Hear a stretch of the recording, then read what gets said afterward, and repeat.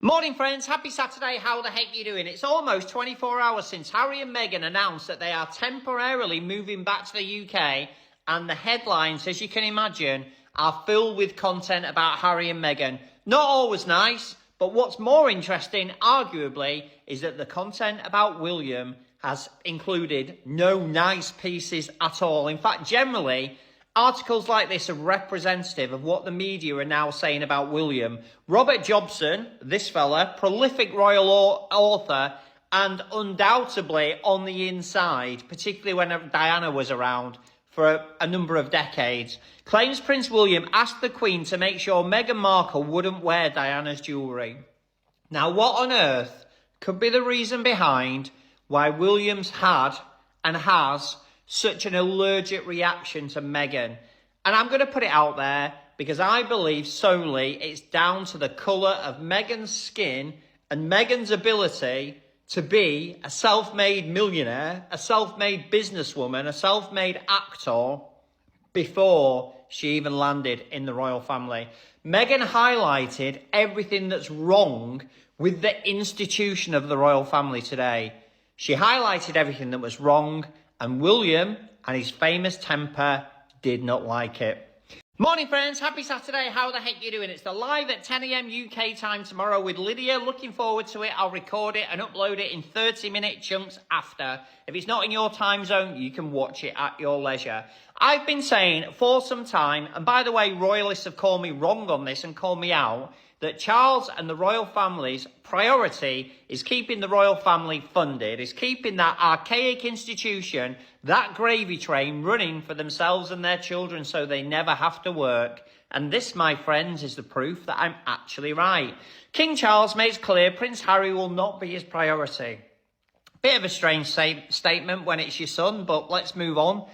Prince William and the royal family's future remain the monarch's focus. Not being a great head of state of the UK, not helping the UK gain more presence internationally, not focusing on some of the intrinsic societal problems we have in the UK. No, his priority as an unelected head of state is all about the monarchy and William. And that shows you what type of family this is. They are in this game for themselves. If your house is destroyed in a wildfire, despite them all having 7 homes each, they will not offer you accommodation. If you lose your job and you're on the bones of your bottom, despite them being billionaires, they will offer no help or hope whatsoever. If there's an international tragedy and disaster or war, their idea of offering consolation is a 5-line post on social media. We don't need these people around in 2026 and 2027. If you are a UK citizen, have a long think about the value they bring to your life and your family's life, and then think about whether you want them to be around. It's that simple. Guys, I saw this on Twitter and it got me thinking. I think at the end of the day, it's the haters, the detractors who would be left crying with this decision of Prince Harry and Meghan moving back to the UK, however long that may be. This is a well-known royal rat, a royal rota journalist, whatever they call themselves. And he's literally saying there's more. And he doesn't sound happy. One thing is really clear. Meghan and Harry's move back to the UK was on their terms. I think that's something we can all agree on. Because look at what the Prime Minister said. And Harry moving back to the UK from California, is the government going to establish their security and pay for it? Well, this is a private matter. It's a matter for Harry and for Meghan, and we wish them well in the move that they're making. Their security issue is a private matter, so clearly it's been sorted. It was one of Harry's greatest grief, right? He was very emotional about it. He's been to court about it. He would not come to this country with Meghan and his kids without the security being sorted. And the Prime Minister is now saying that's private, as it should have been from the start. And of course, like everybody else, when I saw this news last night that they were moving back, I was quite upset and I was momentarily angry, like, why are you moving back to this country? Everyone's just saying what a great idea it was that they left, and now you're saying you're coming back. But I think like what most squaddies have been saying from time, when Meghan and Harry make decisions like this, trust them. They know what they're doing. And like I said in my previous video, we only know probably 5% of what's happening. We only know what they're letting us know. We don't know the full picture. And there is certainly something going on. And I also find it funny where people are saying William and Kate are crying into their drinks because now they're going to really have to work. No more laziness. Because as people say, they only come out to work. William and Kate only come out to work when Harry and Meghan are doing something. And now that they're going to be in this country, oh my God, you're probably going to see William and Kate struggling to work overtime. But that's just the funny side of it. But yes, this is going to be really interesting actually. Now that the initial shock has worn off, I'm starting to see things a bit differently. And this might be better than what a lot of people think is going to be. It'll be interesting to see. Squaddies, look at what we're talking about here. We aren't talking state policy or high-level global diplomacy.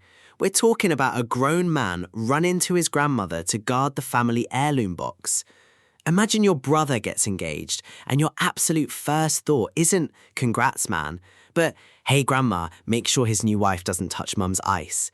That is top-tier, varsity-level tetty.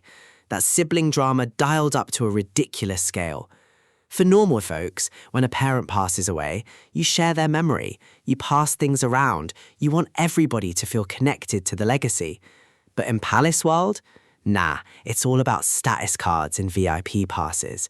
One daughter-in-law gets the full clearance for the diamond vault, while the other gets treated like a security risk who might walk off with the silver. It's hilarious because they try to sell the public on this grand idea of royal duty and serving the people. Yet behind the heavy velvet curtains, they're running around acting like middle schoolers fighting over who gets to wear the cool leather jacket on Friday.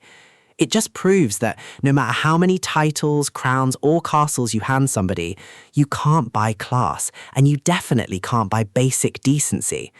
If they put half the energy into fixing actual real-world problems as they do gatekeeping dead relatives' rings, the world would be running like a fine watch. But nope. It's all about protect the brand, lock up the shiny stuff, and make sure the new girl knows her place. Absolute comedy. The media coverage on this is an absolute circus. Harry packs up the kids to visit his own home country, and the headline starts screaming like a meteor is about to hit London. A threat to the monarch's focus. Are you serious? The man is bringing Archie and Lilibet to see their granddad. That isn't a national crisis, it's just Sunday afternoon family drama. But the tabloids turn it into an entire action movie.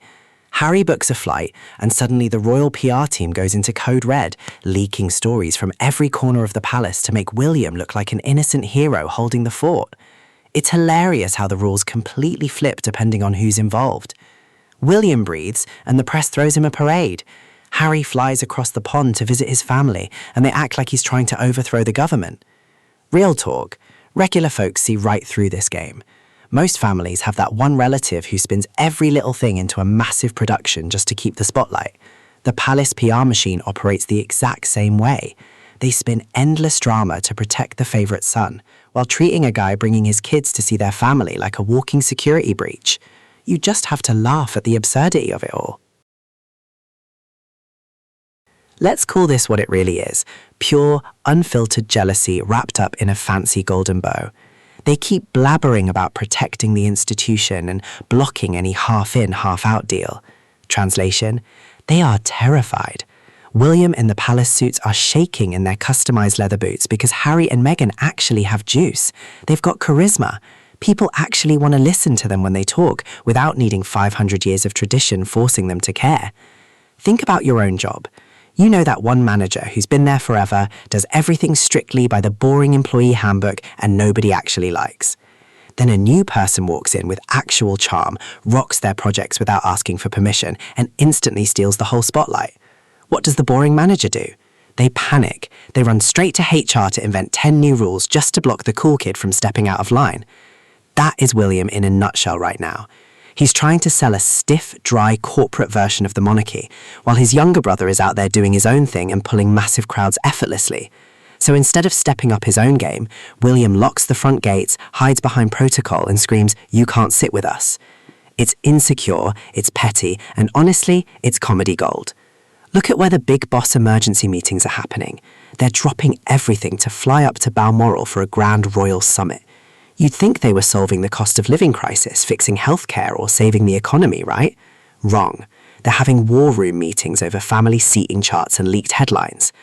the public gets told every single day, oh, the royal family is all about public service. They work so hard for you. Meanwhile, the moment somebody's ego gets bruised or a sibling feud hits the papers, all that service talk flies right out the window. Suddenly, it's all hands on deck to protect the brand, fix the PR, and make sure nobody touches the hierarchy. Imagine your city council shutting down all public services for a week to hold emergency town halls because 2 council members won't speak to each other at lunch.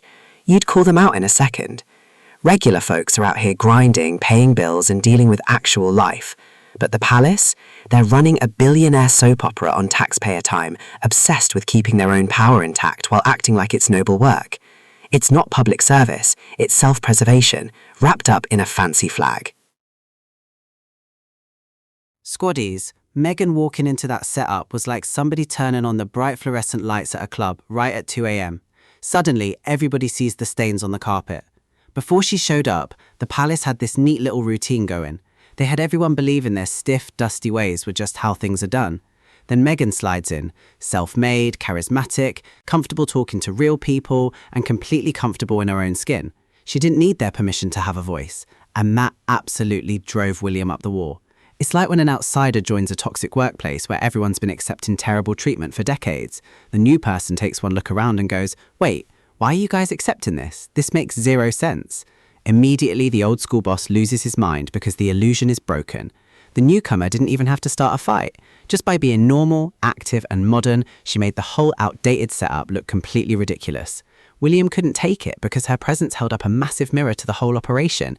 It exposed how rigid, outdated, and fragile the whole system actually is.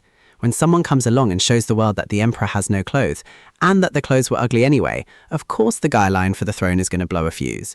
Whether Harry and Meghan pull up to the UK or stay thousands of miles away, the narrative checkmate is already signed, sealed, and delivered. Think about the sheer checkmate energy here. If they stay in Montecito, living their best lives and keeping their peace, the palace looks like an obsessed ex who can't stop dropping bad PR stories to stay relevant. But if they step foot back in the UK, suddenly the whole machine starts shaking in its boots, scrambling to hold emergency meetings and throwing security tantrums. Either way, Harry and Meghan are living rent-free in every palace drawing room. It's like that one cool ex-employee who quit the firm to do their own thing. If they show up to the office party, everyone freezes up because they bring all the charisma. If they don't show up, people are still sitting around talking about them anyway. The firm can leak all the memo-style press releases they want, but the public sees right through the game. At the end of the day, Harry and Meghan proved you don't need royal permission, formal titles, or old-school gatekeeping to have real global impact. They broke out of the cage, controlled their own story, and left the institution frantically trying to control the damage. That's not just a win, that's a total takeover. Squaddies, this headline really made me stop and say, hold on, what about the people? Because Harry and Meghan potentially spending more time in Britain is a family story. Harry is a father, Meghan is a mother, Archie and Lilibet are their children. But somehow, the conversation immediately gets turned into William, the monarchy, the succession, the future of the institution, the palace, the royal family's position. Everything is about the crown. And I'm sitting here thinking, where do ordinary British people fit into this picture? Because let's keep it real. People are trying to pay their rent. They're worrying about mortgages. They're dealing with food prices. They're trying to keep the lights on. Parents are worrying about their children's future. Workers are worrying about job security. These are real problems. Yet somehow, Harry and Meghan making a family decision becomes another excuse to spend days discussing the future of the monarchy. Come on now. And here's what really gets me. If Harry and Meghan are reportedly returning to Britain as a private family, then why can't the story just be about that? Why does it immediately have to become, what does this mean for William? Why is the monarchy's future suddenly the headline? Why is the succession being dragged into it? Why does everything have to be measured against the institution? Harry isn't reportedly coming back demanding a royal office. Meghan isn't asking for a palace balcony appearance. They're not knocking on the door saying, right, where are our royal schedules? They're reportedly trying to build a life that works for their family. That's it. And honestly, this is where the monarchy's critics have a point. Because if an institution exists to serve the public, people are allowed to look at its priorities and ask questions. What are you actually doing for ordinary people? Not just who gets the next title, not just who stands where, not just what William's future looks like, not just how the institution protects itself. What about the people paying the bills? What about families struggling with housing? What about young people wondering whether they'll ever afford a decent home? What about parents trying to give their children a better future? Those are the conversations that affect real lives. And yet Harry and Meghan walk back into the British news cycle, and suddenly we're back to palace chess. Who wins? Who loses? Who has the advantage? What does William think? What does Charles think? Honestly, Sometimes it feels like we're watching a royal version of Game of Thrones. But regular people aren't chess pieces, and Harry and Meghan aren't responsible for every conversation about the monarchy. If the British media chooses to turn their family decision into a discussion about royal power, succession, and institutional survival, that's a choice the media is making. So here's my question. If the monarchy really wants people to see it as an institution focused on service, then let's see more focus on the people being served. Because when every Sussex story somehow becomes another conversation about protecting the monarchy, squaddies, people are going to ask the obvious question, where exactly do we fit into all of this? And that's not an unreasonable question, that's just plain common sense. Thanks for watching, squaddies. I am your host, Miles. You know the drill. Hit that like button, subscribe, and keep standing strong with Harry and Meghan. I'll catch you in the next episode. God bless you all, stay blessed, and remember, the drama is free, but the truth is priceless.